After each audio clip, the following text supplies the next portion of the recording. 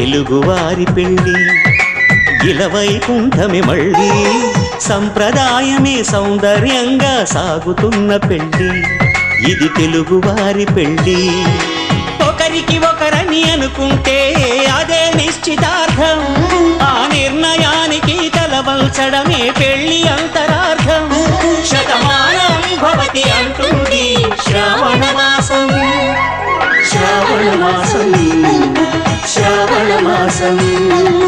తెలుగువారి పెళ్ళి ఇలవైకుంఠమే మళ్ళీ సంప్రదాయమే సౌందర్యంగా సాగుతున్న పెళ్ళి ఇది తెలుగువారి పెళ్ళి